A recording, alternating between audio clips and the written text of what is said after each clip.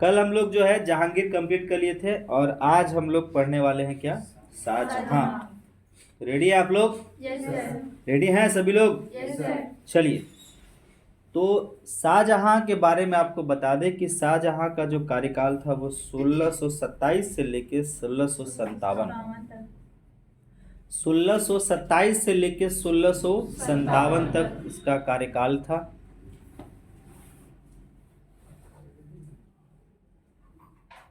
ठीक है। और कहा जाता है कि राजा उदय सिंह की पुत्री जगत गोसाई के गर्भ से 5 जनवरी 1592 ईस्वी को शाहजहां, जिनका बचपन का नाम था खुर्रम, क्या नाम था? खुर्रम। तो खुर्रम का जन्म होता है और जन्म जो होता है वो होता है लाहौर में। कहाँ? लाहौर में। 1592 ईस्वी में खुर्रम का जन्म हुआ। उनकी माता का नाम जगत गोसाई और पिता का नाम जहांगीर। पिता का नाम जहांगीर। कहा जाता है कि 1612 ईस्वी में खुर्रम का विवाह आसफ खां की पुत्री अर्जुमंद बानो बेगम के साथ हुआ। अर्जुमंद बानो बेगम के साथ हुआ।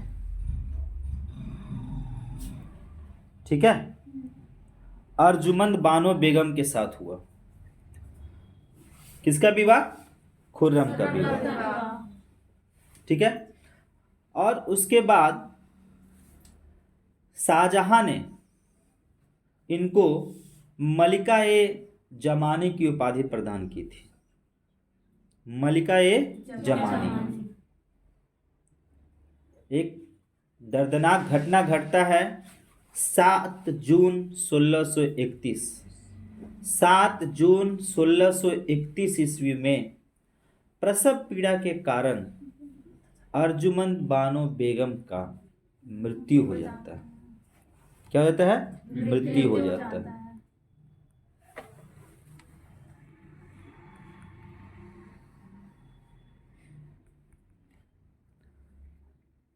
क्या हो गया? मृत्यु हो गया। ठीक है।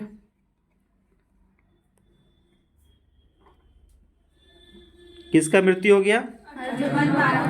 अर्जुमंद बानो बेगम का मृत्यु हो गया। ठीक है। ये मृत्यु होता है आपको 7 जून 1631 को।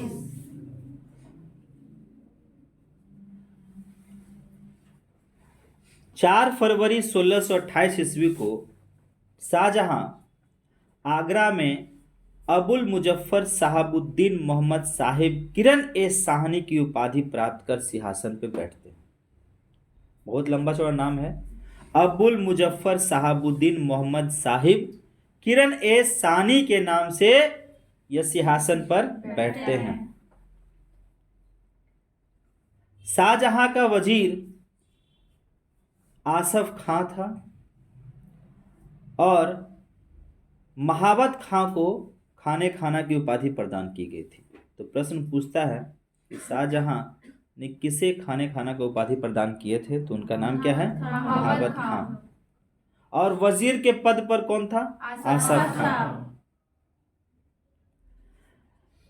इन्होंने नूरजहां को 2 लाख रुपए प्रति वर्ष की पेंशन देकर लाहौर जाने दिया, जहां 1645 ईस्वी में उनकी मृत्यु हो गई। अब नूरजहां कौन? पत्नी। और नूरजहां का पहला नाम क्या?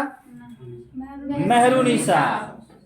मेहरुनिसा कल देखे थे हम लोग, उसका नाम क्या था? मेहरुनिसा। और उनका नाम रखा गया था क्या? नूरजहां, या फिर एक और नाम था नूर महल। अब इनको 2 लाख रुपया पेंशन देते हैं और उनको भेज दिया जाता है कहाँ? लाहौर, जहां पे नूरजहां का मृत्यु हो जाता है 1645 ईस्वी में। कहा जाता है आगरा में जो ताजमहल आप देख रहे हैं ना, आगरा में जो ताजमहल आप देख रहे हैं, तो बेगम मुमताज महल की याद में शाहजहां ने ताजमहल का निर्माण करवाया था। और ये ताजमहल का जो निर्माण हुआ है उनके कब्र के ऊपर हुआ है। उनके कब्र के ऊपर हुआ है। ताजमहल का जो रूपरेखा, ताजमहल का जो रूपरेखा था ना, उसका तैयार करने का श्रेय जाता है उस्ताद ईसा को, उस्ताद ईसा को। और अगर हम बात करेंगे कि उनका जो निर्माण करने का जो श्रेय जाता है, जो बनाए, एक स्ट्रक्चर तैयार करना, तो स्ट्रक्चर तैयार किया कौन? उस्ताद ईसा। लेकिन ये सब जो काम किया, उनका निर्माण करने का काम किया, वो कौन किया? उस्ताद अहमद लाहौरी ने। बहुत इंपॉर्टेंट लाइन है, कंफ्यूज मत करना। उस्ताद अहमद लाहौरी ने निर्माण का कार्य किया, और वो जो उनका डिजाइन वह तैयार किया, वो कौन किया? ईसा ने। एक इंपॉर्टेंट लाइन है, ध्यान से सुनिएगा। मयूर सिंहासन, आता है प्रश्न कि मयूर सिंहासन का निर्माण किसने करवाया? तो वो करवाए थे शाहजहां ने। कौन करवाया था? शाहजहां।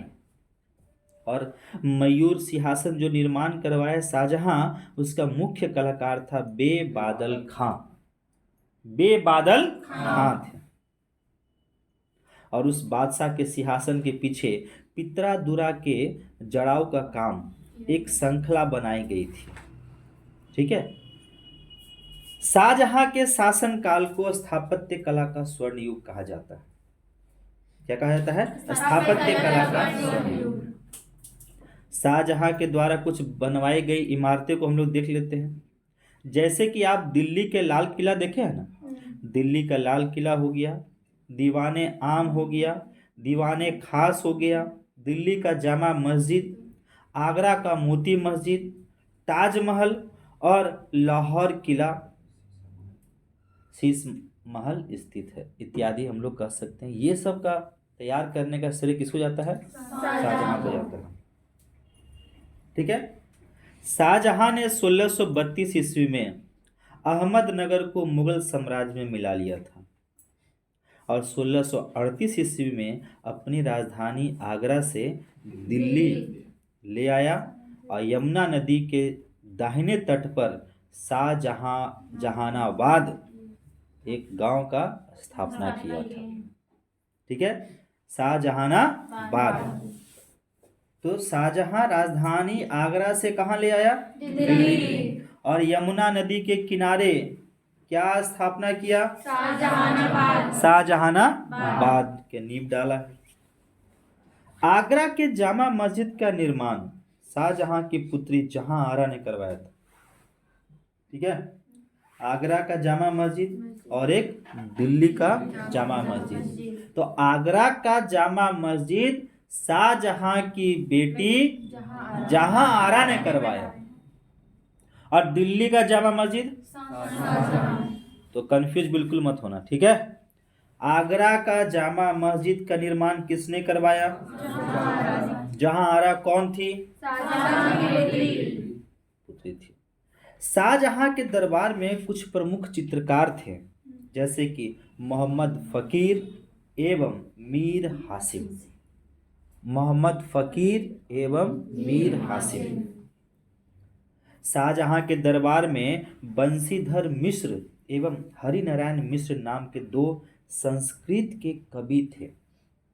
ये प्रश्न पूछता है बीपीएससी वगैरह में ना, पूछता है कि हरिनारायण मिश्र या फिर बंशीधर मिश्र किस शासक में राज्य कवि थे, संस्कृत के बहुत बड़े कवि थे। तो वो किसमें? शाहजहां के काल में।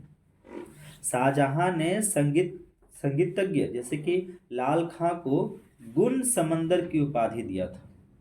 अब उनके यहाँ एक संगीतज्ञ भी था जिसका नाम क्या था? लाल खां। और लाल खां को उनको गुण समंदर कहा गया था। कहा जाता है कि संगीतज्ञ जगन्नाथ को जो हिंदी के कवि थे, उनको महाकविराय की उपाधि प्रदान किए थे। महाकविराय किसको? जगन्नाथ। और लाल खां को गुण समंदर। और संस्कृत के कवि कौन थे? बंशीधर मिश्र और हरिनारायण मिश्र। आगरा का जामा मस्जिद का निर्माण जहां आरा। किसने? जहां आरा। और शाहजहां ने कब आगरा से दिल्ली ले आया अपना राजधानी? 1638 में।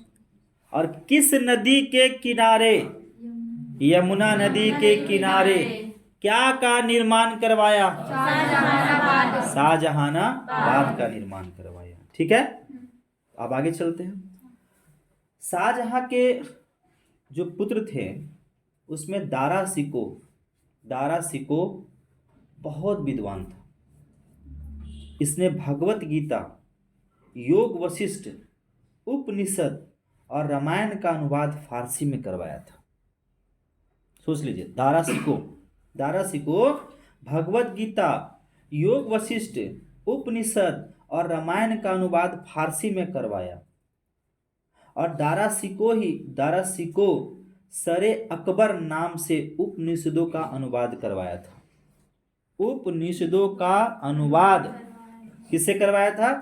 दारा सिको ने सर ए अकबर के नाम से। दारा सिको कादरी सिलसिले के मुल्ला शाह बदखासी का शिष्य था।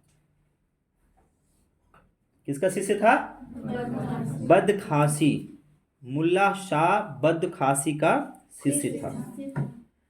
शाहजहां ने दिल्ली में एक कॉलेज का भी निर्माण करवाया था, दारुल वक्का नाम कॉलेज, जिसका वो मरम्मत करवाया। 1657 ईस्वी में शाहजहां गंभीर रूप से बीमार पड़ गया। 1657। और जब ये बीमार पड़ा तो बीमार पड़ने के कारण इसकी मृत्यु का चर्चा खूब होने लगा कि शाहजहां जो है वो क्या हो गया? मर गया। शाहजहां जो है मर गया।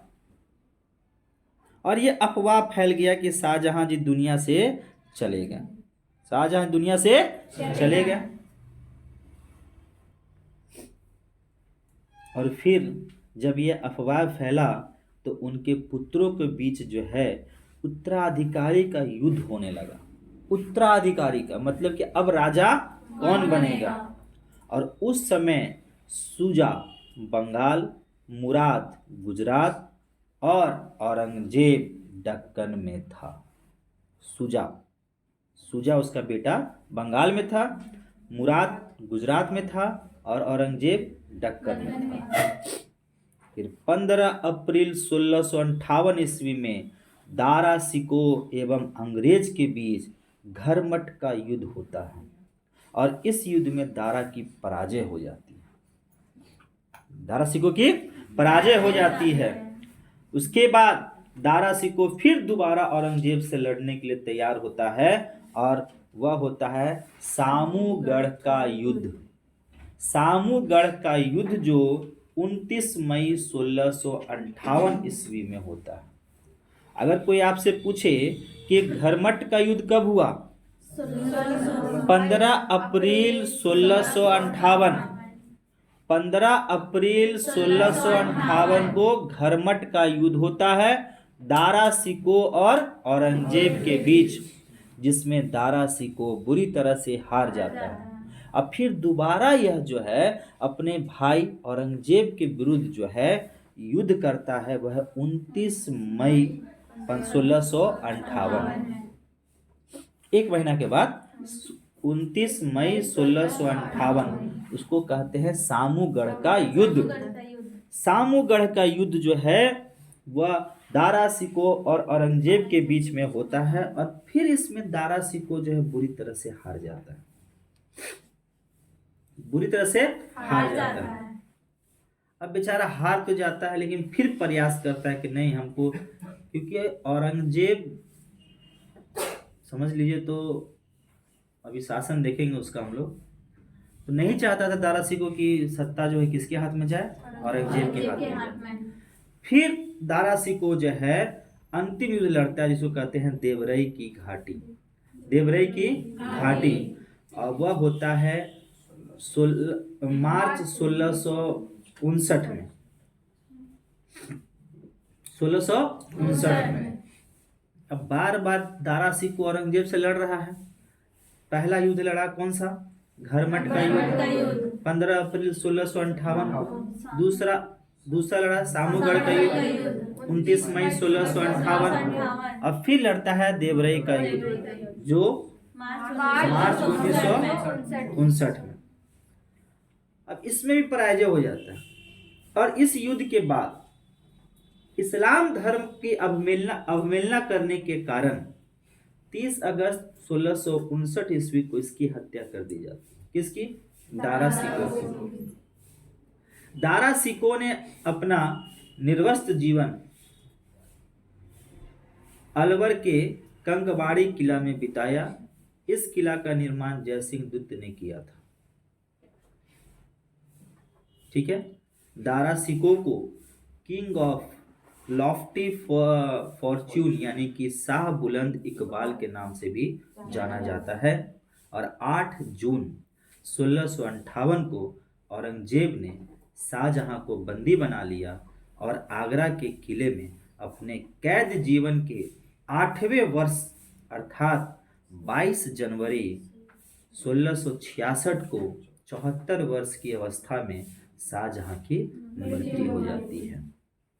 तो इस प्रकार से शाहजहां का अंत होता है। ठीक है, समझ में आया कहानी? सुनने में अच्छा लगा?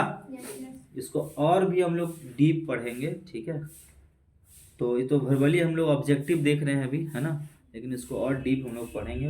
बहुत इंटरेस्टिंग कहानी है। तो जो भी स्टूडेंट इस वीडियो को देख रहे हैं, आपसे रिक्वेस्ट है कि आप इस वीडियो को ज़्यादा शेयर कीजिए और लाइक कीजिए, सब्सक्राइब कीजिए चैनल को और सपोर्ट कीजिए। तो मिलते हैं नेक्स्ट वीडियो में।